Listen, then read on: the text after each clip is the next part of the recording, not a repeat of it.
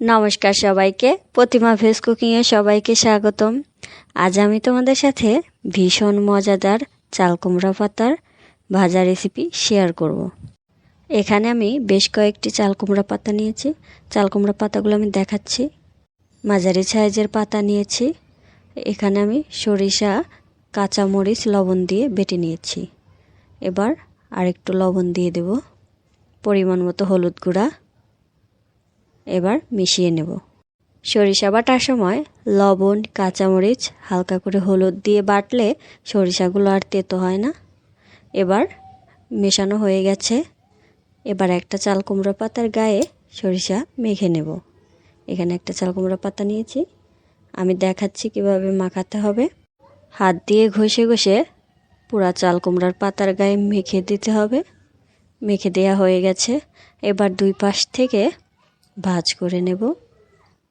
ভাঁজটা আমি যেমন দেখাচ্ছি তেমনই করার চেষ্টা করবে, তা না হলে আবার খুলে যেতে পারে। ভাঁজ করা প্রায় শেষের দিকে। ঠিক এমন করে ভাঁজ করতে হবে। একইভাবে সব কয়েকটি পাতার গায়ে সরিষা বাটা দিয়ে ভাঁজ করে নিয়েছি। এবার ভেজে নেব। সয়াবিন তেল গরম হয়ে আসলেই একে একে ভাজাগুলো দিয়ে দেব। এই পর্যায়ে চুলার আঁচটা মিডিয়াম রাখতে হবে। একইভাবে সবগুলো ভাজাই দিয়ে দিয়েছি।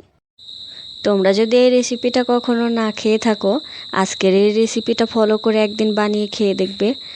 আশা করি খুবই মজা লাগবে। আর গরম গরম ভাত হলে তো কোনো কথাই নাই। এবার উল্টে দেব। একইভাবে সবগুলোই উল্টে নেব। চাল কুমড়ার সিজনে এই রেসিপিটা আমি মাঝে মধ্যেই বাড়িতে বানাই। আমার কাছে খুবই ভালো লাগে। ভাজা হয়ে গেছে, এবার তুলে নেব।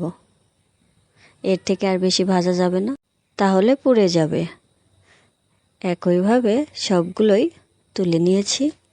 আজকের এই রেসিপিটা কেমন লাগলো অবশ্যই কমেন্ট করে জানাবে। সবাই ভালো থাকবে, সুস্থ থাকবে। নমস্কার।